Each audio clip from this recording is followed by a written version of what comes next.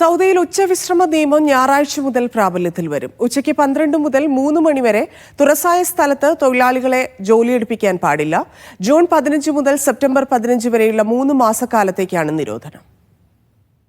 രാജ്യത്ത് വേനൽ ചൂട് ശക്തമായ സാഹചര്യത്തിലാണ് നടപടി. മാനവവിഭവശേഷി സാമൂഹിക വികസന മന്ത്രാലയമാണ് പ്രഖ്യാപനം നടത്തിയത്. നേരിട്ട് സൂര്യതാപമേൽക്കുന്ന പുറം ജോലികളിൽ ഏർപ്പെടുന്ന ജോലികൾക്ക് വിലക്ക് ബാധകമാകും. ഉച്ചയ്ക്ക് 12 മുതൽ 3 മണി വരെയാണ് വിലക്ക്. ഇത് സംബന്ധിച്ച ഉത്തരവ് രാജ്യത്തെ എല്ലാ സ്വകാര്യ സ്ഥാപനങ്ങൾക്കും മന്ത്രാലയം നൽകി. ജൂൺ 15 ആരംഭിക്കുന്ന നിരോധനം സെപ്റ്റംബർ 15 വരെയുള്ള 3 മാസക്കാലം തുടരും.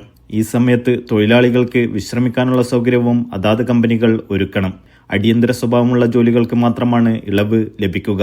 ഇതിനായി മന്ത്രാലയത്തിന്റെ മുൻകൂർ അനുമതി തേടണം.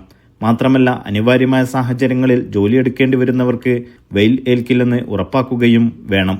നിയമം ലംഘിക്കുന്ന സ്ഥാപനങ്ങൾക്ക് ഓരോ തൊഴിലാളിക്ക് വീതം എന്ന തോതിലാകും പിഴ ഈടാക്കുക. വരും ദിനങ്ങളിൽ രാജ്യത്ത് താപനില ഉയരുമെന്ന് കാലാവസ്ഥാ നിരീക്ഷണ കേന്ദ്രം മുന്നറിയിപ്പ് നൽകിയിട്ടുണ്ട്. Naushad റിക്കൂർ, media 1, Dammam.